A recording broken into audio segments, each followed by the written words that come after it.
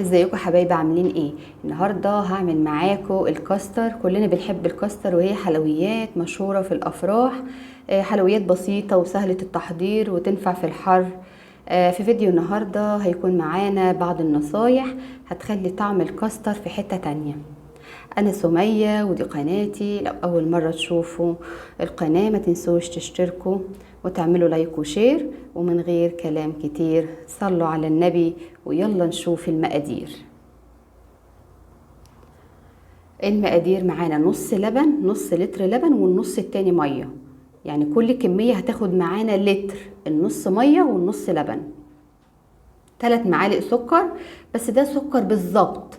ممكن نخليها 4 معالق عشان يكون سكره كويس. ومعلقتين نشا ومعلقتين كاستر.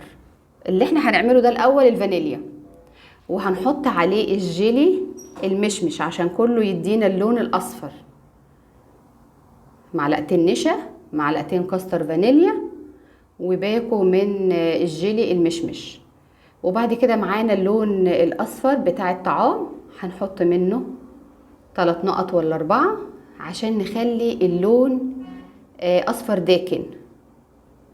واهم حاجة قبل ما ارفعه على النار لازم اكون مدوباه كويس جدا، والجيلي يكون ما عادش فيه اي حبيبات. لكن لو رفعته فضيت الجيلي وهو على النار هيبوظ معايا على طول. لازم، شايفين انا بقلب ازاي؟ لازم التقليب كويس جدا لحد ما كله يمتزج في السوائل. نفس الطريقة في الفراولة، هنحط نص لبن والنص مية هيدينا لتر، و3 معالق سكر. طبعا انا بقول لكم حطوا 4 معالق، التلاتة هنا كان يدوبك على الشعرة بالظبط. ومعلقتين نشا ومعلقتين كاستر فراولة.